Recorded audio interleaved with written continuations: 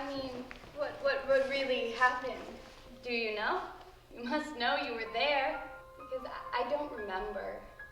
My friend's friend? She saw everything. There's the story that Mary people Sue tell is about a you. good And then kid. there's the story you tell about yourself. There's what you believe. My Not little what you Johnny believe, would never do something what like you want that. to believe. How could you even And think then he would there's do what something you like know. that? My little Johnny is a good kid. That girl you're describing, that's not me. They got it all wrong. The guy they made me out to be, I'm They not. knew damn well what he was and what she was. They just didn't want to deal with it.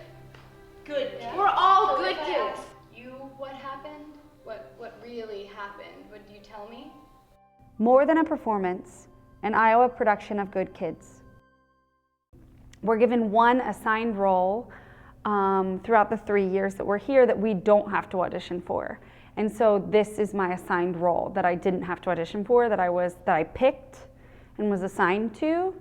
And so normally with auditions, yes, you have to make sure what you're auditioning for and things like that. But in this case, I knew I was going to be in this show since last year. Main auditions, you just like a 3-minute monologue. You're allowed 3 minutes, 1 to 2 monologues. I just did one. I was always interested in Good Kids. I put it down as my number one choice. It's very interesting, especially as it being my first year, to be able to experience something like this, because college obviously is much different than high school in that sort of a sense, though the play is set in high school. I think that in college we're much more aware of the issue, and at high school I think, as we see in the production, a lot of covering up goes along and a lot of masking the problem exists. So I think it's really neat to be part of something that is so relative and sensitive here in college and with young people. This audition process is really funny, actually, because I wasn't gonna audition.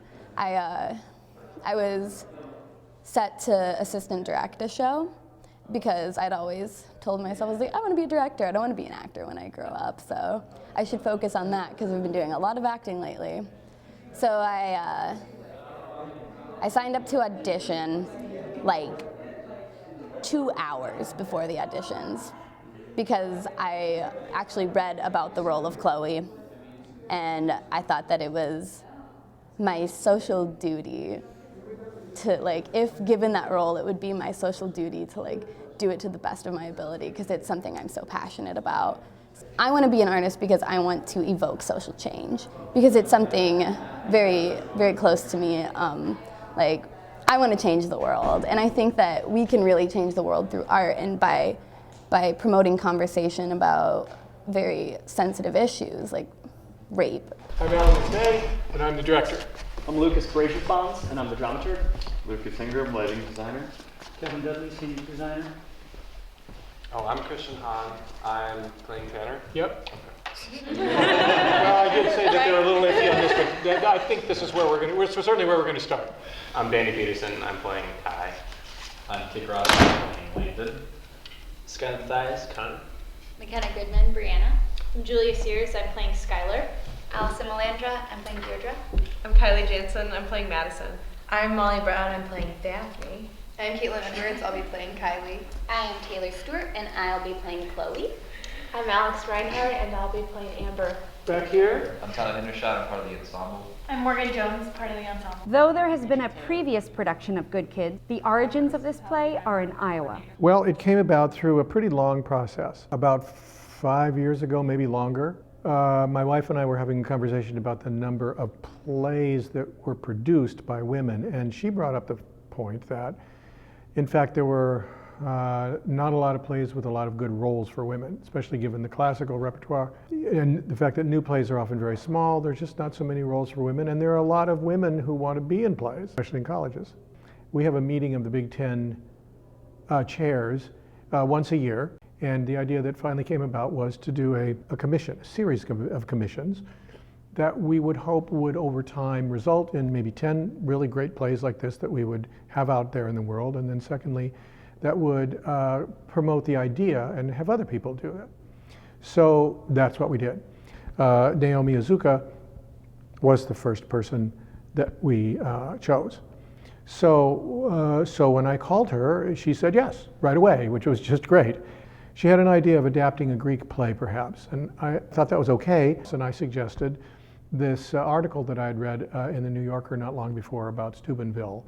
And she said, "No, that sounds interesting." She went off and read it and came back and said, "Yes, this is what I'd like to do." And Naomi was so engaged in the subject that everybody got interested. And as it's turning out, there are 6 full productions of this play this season, but from the Big Ten, another 3 or 4 in either workshops or readings, and another 1 or 2 next year. I've had some of these conversations with friends who disagree with me, or in classrooms hearing people with different opinions. So it makes me think of that, and then I try to think of how us as a cast can direct the same kind of conversation to the audience in a way that they won't feel like they're being attacked. And I think that's the whole thing, is that we're performing something, we're showing something, but hopefully they'll still take a lesson from it, on coming to it on their own, pretty much.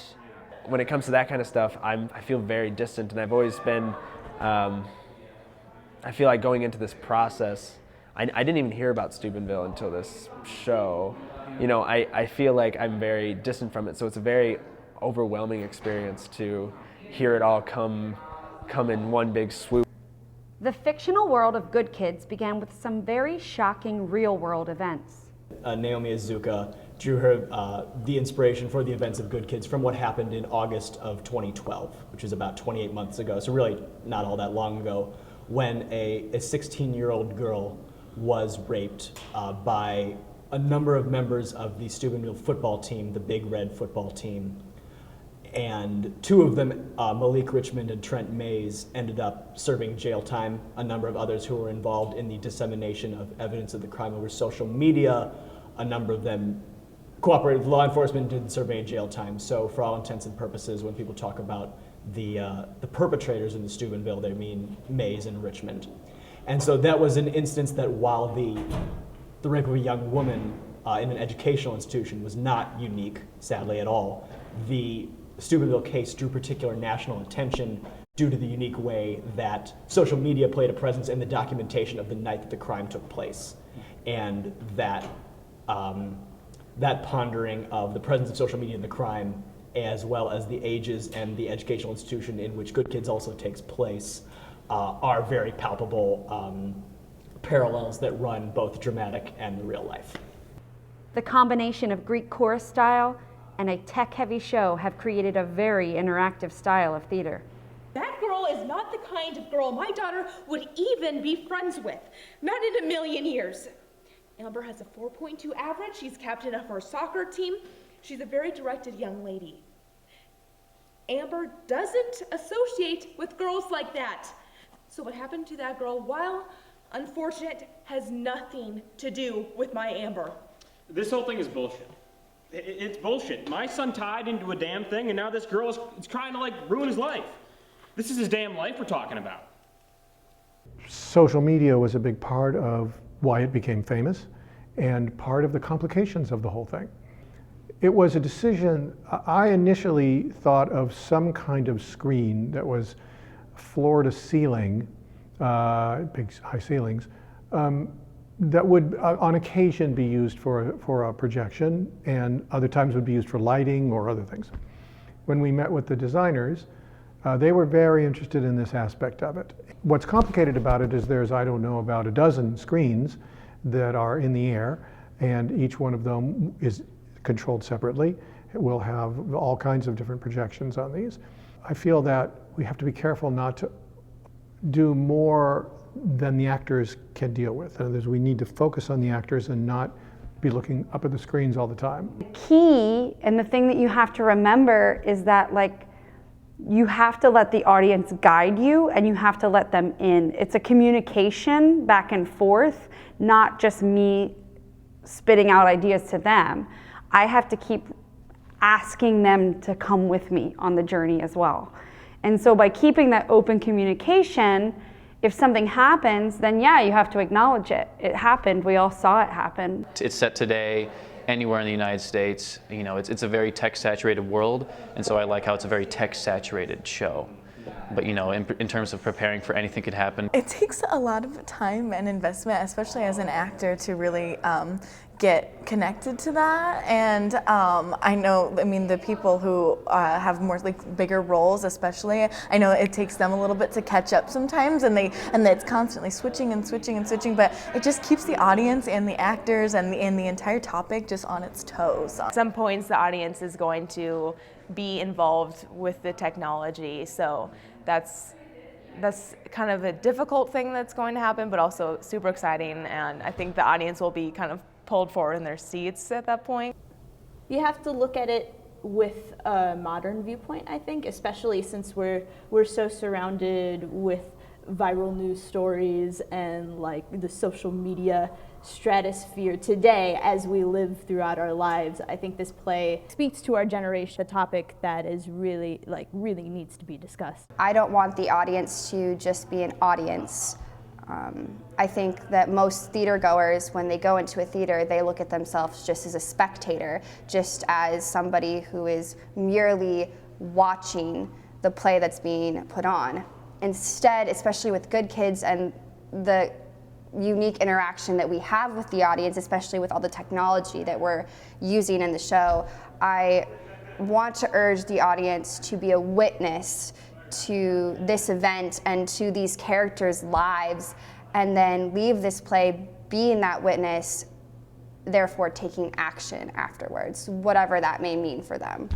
I think it's important to understand that we are not our characters, and while some of us may have a close connection, it's important to know that what happens on stage, we are retelling real things, in some parts, real things that actually happened, and also ideas of real things that have happened. But it's important to understand that as an actress, you're just being that beacon to get the message through. And I mean, we try to make it look as real as possible, but just at the end of the day, just brush it off. January 12th, 24 days before the premiere. The first day back from Christmas vacation gave us a chance to get reacquainted with familiar territory in a new setting. Oh wait, but Folks, welcome back. My favorite cast of all time. This was great. Okay, so a couple things about how we're going to proceed and why we're going to do what we're going to do in order to sort of re-enter this, but also to take it in a new way, is to do it chronologically, as you know. And so we've got a list here. The list that, if you don't have it, if you didn't print off your copy, Rachel's got one for you. Now the purpose of that is because the play is so jumbled in terms of time that I think it's pretty hard to know where we are at the beginning of each scene. And I considered actually rehearsing the play carefully in this order, but decided that's too, I didn't think that would be too useful, but I did think reading it through would be very useful. And so as we do, pay attention, really pay attention to where we are chronologically, what's come just before this, what isn't there yet, so that you can get a feeling for your mindset at that time. It's especially true, of course, for Chloe, but I think it's really true for everybody. For example, the play opens after everything's all over. And when you think about it in those terms, the way you talk to the audience and what your action is different than just sort of introducing the situation. Yes? And do you want us to try it initially off book? Or To have your book with you and do your best without it. Okay. It's an opportunity for you to try it, but rhythm is important, so stay with that. Okay. But when you're reading, you know, it's hard to act.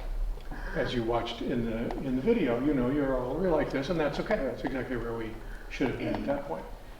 I want you to bring to every rehearsal your ideas for yourself primarily, but if you've got other ideas that will inform the scenes you're in, please I'm happy to have them. I want to have them. In the end, you're responsible for your performance, and nobody else could make it good or not good, except you. Yeah, Monday's rehearsal was different, first off because, everybody was pretty much off book, so we were starting to run the show without a script in hand, which when you start to do that and you really know your lines, that's when real rehearsal begins. I mean, you can't really rehearse on book, you just can't. And then also we did an exercise where we read and just sort of ran our lines through the play in chronological order. And we had discussed the chronological order before, but we had actually never done it.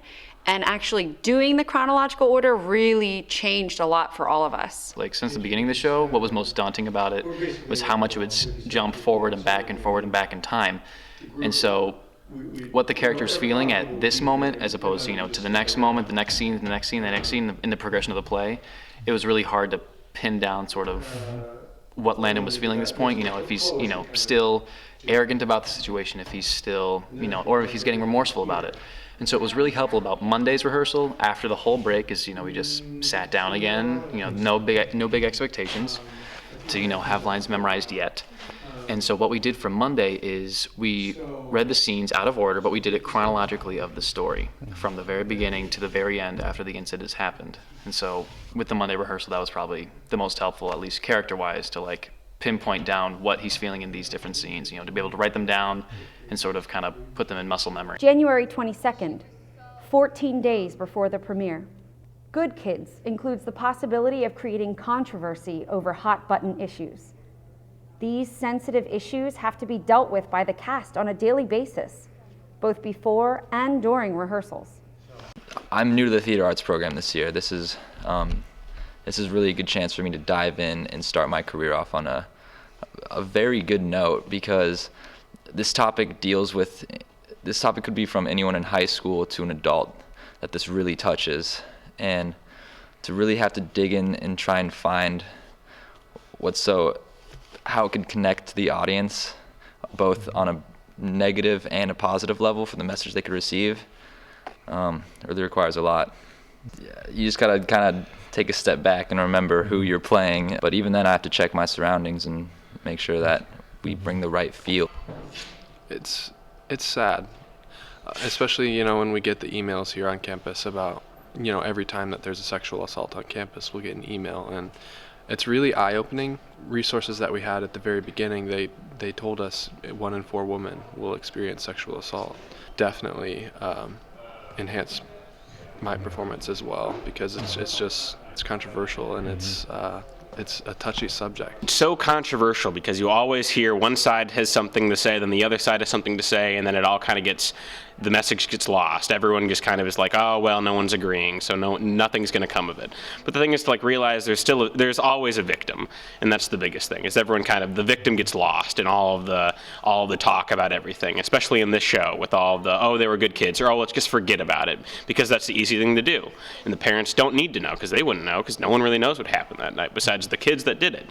And no one wants to come clean, and it's not easy to do that, but there's still a victim, and she doesn't know what happened, and that happens. It's exactly what is happening every day.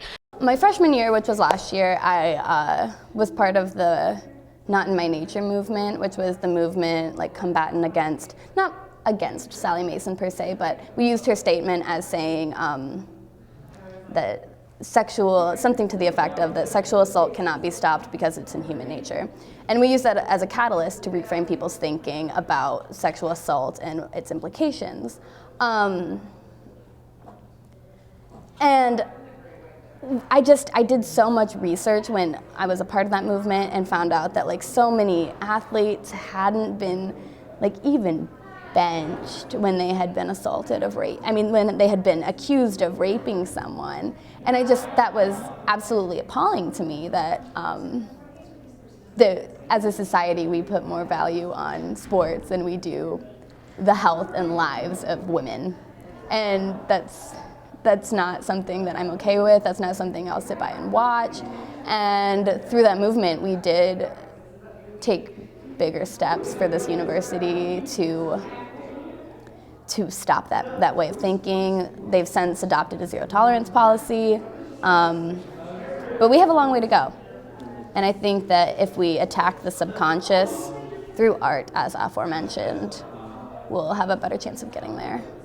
We're just going to be able to talk about these issues in depth more. We're going to be talking about how, you know, the audience sees rape and how maybe they could prevent it, and that gives context and I don't want to say solutions, but like just background information as well as just an overall clearer understanding of what's going on, and so that the audience can see that and they have the opportunity to say how they feel about what's going on in the play and what they think and what their experiences are. And a lot of people in the audience will have experiences that might be close to some of these people in the show and be victims or be perpetrators without even knowing it. Especially since Naomi's really given Connor a lot of chances to show both sides of, all sides of what he's thinking,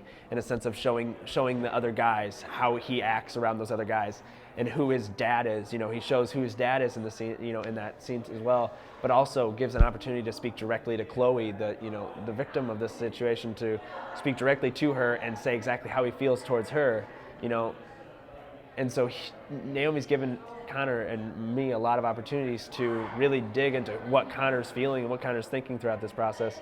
It's really hard. It's really, really hard. I think we all try our best because that's rehearsal, but an actor's work is not just in rehearsal. You have to work outside of rehearsal in order to be a really great actor. And so leaving rehearsal every night, especially with how heavy of a play this is, but also with its humorous moments. I mean, it's really fun to work on as well, but to not leave rehearsal not talking about the play and not talking about the issues that the play brings up is quite impossible.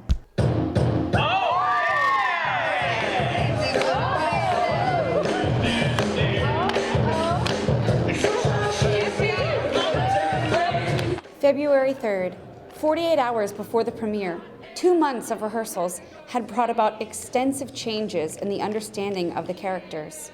My view of who my character Chloe was as a person was very one-dimensional at the beginning of the process, and that is to be expected. I read her a little bit kind of as a cliche, like she was, and I still, although she was a cliche, I saw a lot of myself in her.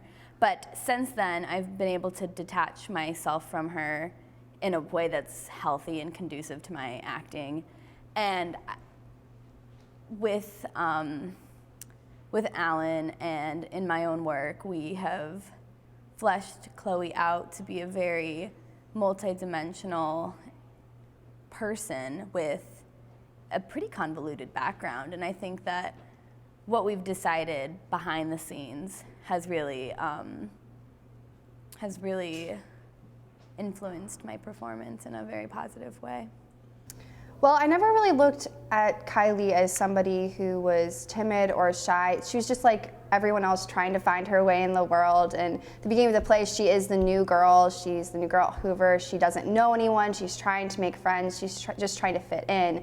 And so at the beginning scene, when you see Kylie kind of being the wannabe cheerleader and having her awkward encounter with Connor, she's just trying to make friends and find her place at Hoover. But I think as the play progresses and at the party, you know, Kylie sees what's going on, and I think she starts to realize as the play progresses that that's not who she wants to be and that she needs to be herself. And Chloe calls her out on this at 7-Eleven, you know, calls her a lemming and all these things. And I think that it really hits Kylie, but she wants to push it away because she doesn't want to believe it herself. But at the end of the play, I think she realizes who she really is and that her cousin, who is her blood and who she loves, like this horrible thing happened to her, and there are things that she could have done. Sometimes it's hard, but I know that going into this, Alan said at the beginning of rehearsals, like, we are not our characters. We are actors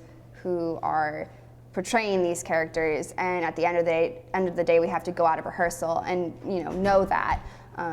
Taylor's my best friend, and I've worked on shows with her before, but really just being support for everyone in the cast. And especially with Good Kids, I feel like just with the play and the content in itself, this cast has become so close. I mean, we go out on weekends and we hang out together, and I think that's really important because it makes who we are as individuals, not as actors, stronger, therefore making our cast and our characters stronger as well.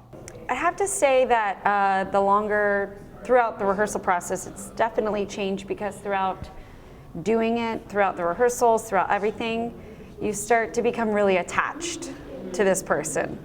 You know, they start to infiltrate you, you start to become more comfortable with the lines, you start to trust what you're saying, trust that you know what you're saying, and sort of let it go and see where it lands. It always changes the more you can trust yourself, and the more you can trust, just trust that you've done the work, and then just go out there and let it go and have fun. The one part that strikes me at this moment is the part that I talk about in the show. Deirdre, my character, talks about how our memories are broken machines. They're not computers or video cameras, they're just how we remember things. And that's what's so important, is that this topic doesn't get spoken about or talked about enough, and we're finally opening up the conversation, but also as a person in life with life experiences, just remembering that, you know, I don't know, things are not always how you see them either. Approaching the character, well, because it was a 2-month process, and there was a very big gap in there as well for the holidays. So I think the time constraint helped actually kind of really understand my character from the beginning to the end. I was sort of almost forced to really get to know this person, a person that in real life I wouldn't really want to know. He's not the best person, I don't want to make excuses for Landon or the other guys in the show or what they do. But I mean, the time constraint, as well as just, especially over the holiday break, really just kind of shutting myself in and sitting with the character. I mean, I think with everybody there's a need, and that's something that I discovered much later, is that every decision of anybody, characters or myself or you, it's influenced by a need. So why did this person need to do this? And really just from the beginning to now, being forced to sit with this not the best person in the world. I've had a lot of great conversations, a lot of great talks and discussions with my castmates, and so really what I'm going to take away is just the learning experience of it all. Very eye-opening, very incredible experience of every story, how everyone is good, how everyone's bad, everybody's a sinner, but everybody strives to gain the respect if they lose back. It's crazy because she still has the same fears, but they manifest differently. I was so at the beginning concerned with getting my character right and making sure I'm making this person be someone that people can understand, and I don't know, that's a strong character. But then I started realizing, I don't want to play a state of being or a character. I want to play something that's still truthful. So her fears I just tried to make them not so cliche in the way that they come across, I guess. Because I want to still be truthful instead of just playing a state of being, I want to have it be more detailed and coming out from really what's going on internally. It's kind of hard, actually. I normally kind of get a little sad after that scene because I'm so different than my character, and I don't agree with anything that she's saying. So I just kind of am in my own head for a little while, just for a few minutes after, just kind of taking a breath for myself and be okay, I'm not Amber or anything like that. And I just reestablished what, what I know and why I'm doing this, why I'm being, so rude in that scene and so horrible, and it's to show something, to prove something, hopefully people in the audience will get that, or someone be like, oh, I kind of do stuff like that, and they never saw it that way. For me, it's kind of opened my eyes more to the fact that there are men that just don't know that what they're doing is considered assault or considered rape. And that, I guess, was the biggest shock for me. So for me personally, what I have learned, especially after that first week when we met with the Women's Resource Center and those resources that we had, there have been times when I've seen situations and they've pointed out some examples for us, and we're able to see what way is it going, like what's it leading to. And I've seen some situations where it's like questionable, and there have been a couple times where I've like stepped in already and said something and been like, hey, are you okay? And I think that's what's most important for me. First off, I'm gonna remember the cast. We had a great cast. It was a great time. First off, just meeting everyone. We all got along so well. That's part of the reason this thing became so close. So everyone became so in touch with who the character was, who everyone else was, not only in just Good Kids, outside of it as well. We all became very close. We all hang out. We honestly get to know each other. It's great. I think that's definitely gonna help with the aspect of how we display this production to people. It's gonna help just put that image of, crazy high schoolers making dumb decisions. After all this is done, I guarantee that I'll look back at this and think, this was amazing. There's everything about it, all the connections I made, and all the hours spent here just fine-tuning everything. Connor is still very complicated, and I think, I've gotten more,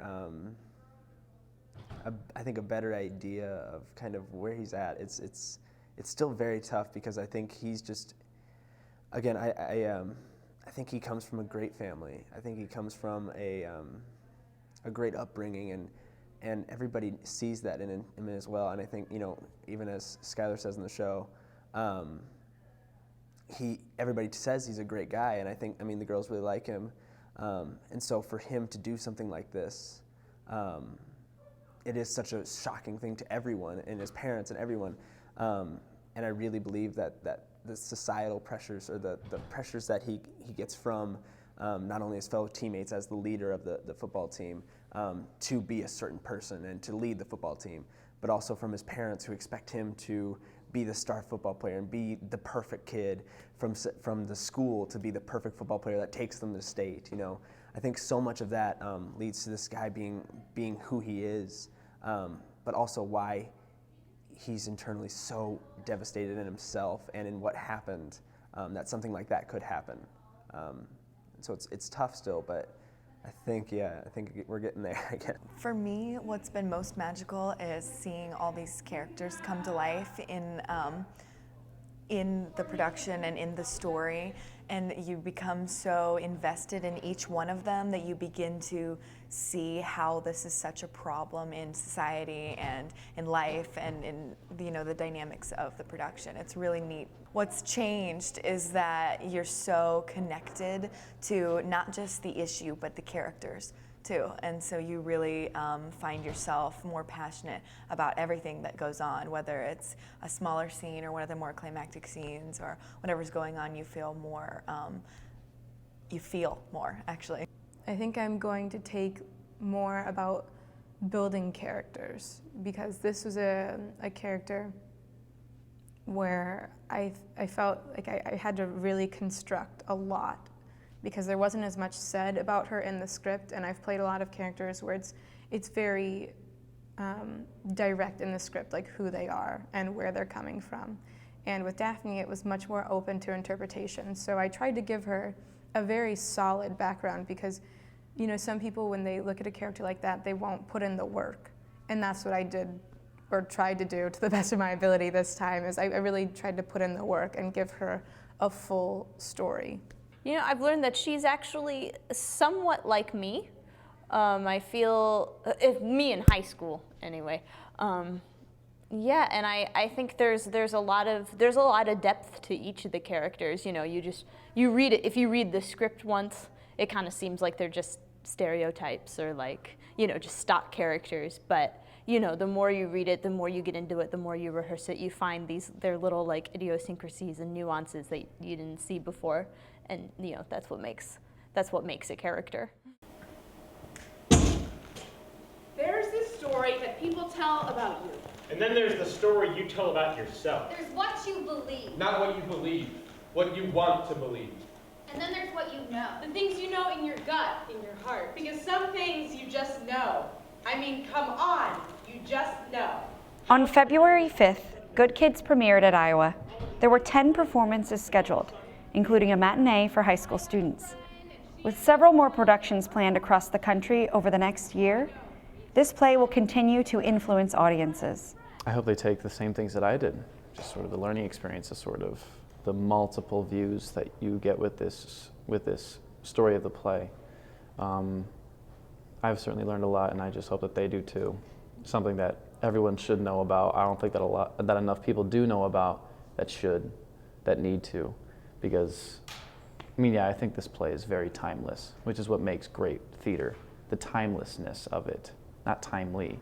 But yeah, I think this can be anywhere, you know, really in time and still have such a lasting effect on the audience. And I hope they realize that, I mean, what we talk about here can happen in real life. This is based off a real event. This is not, what we are portraying is something that can easily happen, you know, high school kids just doing ridiculous things and then not even realizing what can happen because of it. And it's something that no one really thinks about too often until, you know, these things happen, then all of a sudden the news eats it up and now it's this huge thing. And so I think the audience will really become more aware of how just the little things can turn into anything nowadays.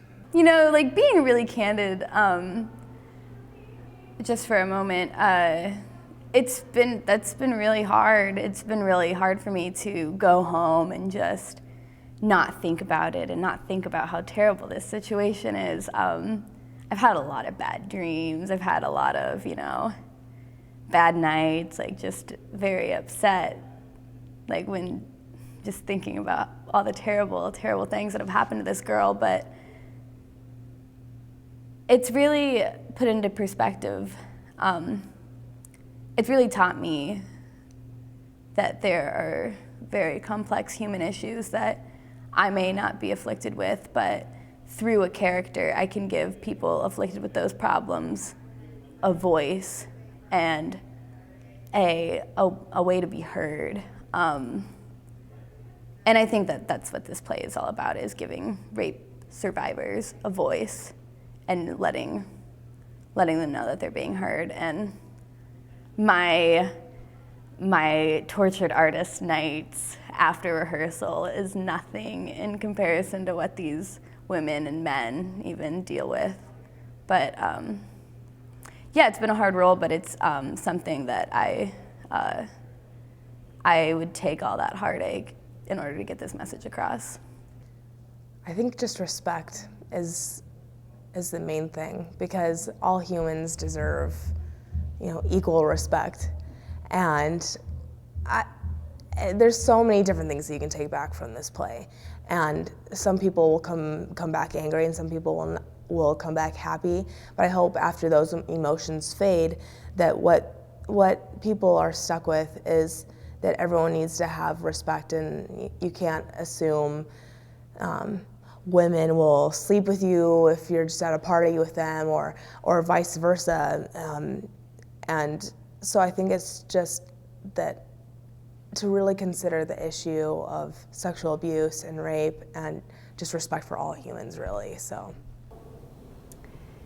the crazy thing is that everything that goes on social media is always out there. It exists. And I think sometimes we forget how unprivate our lives are now. And thank God in this case, this happened this way. But it also makes you start to think about your own life and you know, if you're in that situation, you need to speak up for somebody and speak up and help somebody that you can, but also how much stuff are you putting on the internet? How much of your life are you putting out there? Just so many random things. I mean, there's a lot to take away. That this is a conversation that people don't want to have, but they have to have.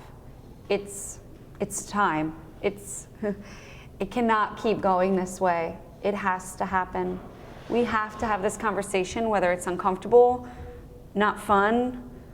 You know, it is something that our society keeps locked away. And it still does to this day. And we're what, 2015? We're still keeping it locked away.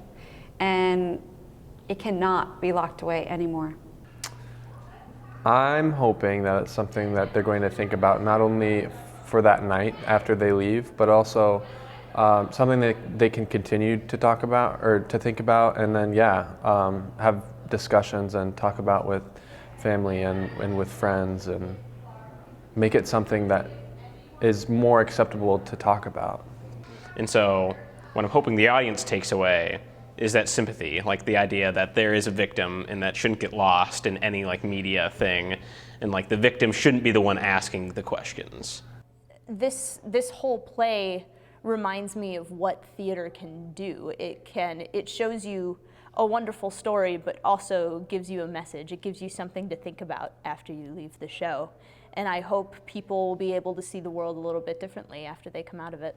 We can't argue with each other to make progress, you know, and we can't get mad at each other for the views that people have.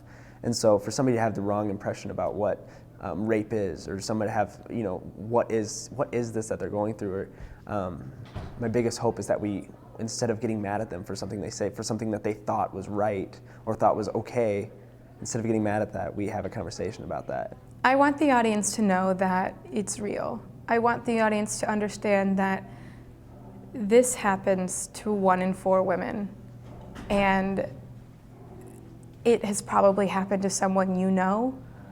It has definitely happened to someone you know, whether they want to divulge that information with you or not. It's something that is so, unfortunately, so common that we all know someone. I mean, you think it happens to 1 in 4 women? There's 8 women in this play. That's 2. And it's not false. I mean, it's awful, and people don't realize, because of how ingrained rape culture is in people's lives, they think that, you know, they say in scene 13 about, so it has to be a stranger in order for it to be rape. People don't realize that they think they have this idea of rape, and that's not, unfortunately, how most rapes happen. That not only do they come and they feel something and they feel as though they've gained something, but also that they feel like they have a night well spent at the theater. So there's that, but also I hope that we've opened the eyes of people who maybe didn't really realize before the gravity of this issue or the reality of what we're putting on, because that's so important that they actually look at this and go beyond simply the entertainment and actually take from it you know, all the lessons that it teaches about human nature.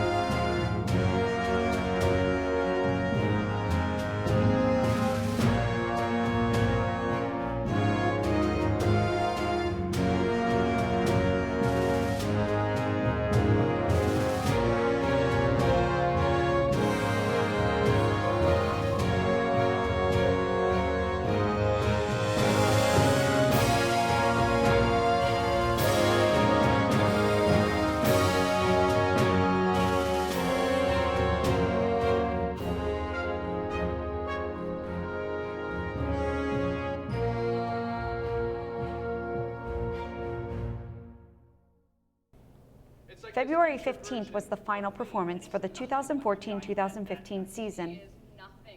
What makes this play more than a performance is the chance to encourage people to get involved, to take a stand, and to remember that by doing the right thing at the right time, one person can change the world. It's what I believe. It's what I believe. It's what I believe. It's what I believe. It's what I have to believe.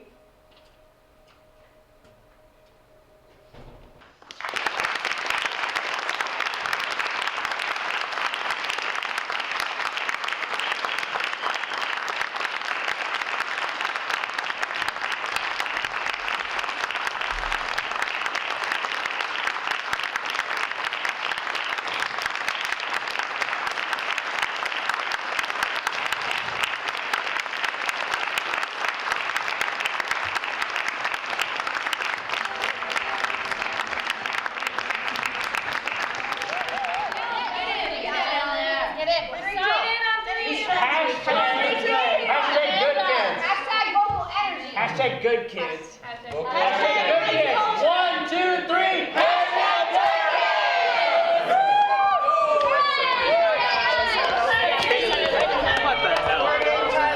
Hashtag vocal energy. Is it time right now? It's time. Whoa! It's time. Okay. Have fun. Oh, you got it. Do great things. Whoa, I don't feel prepared for all this. We are prepared.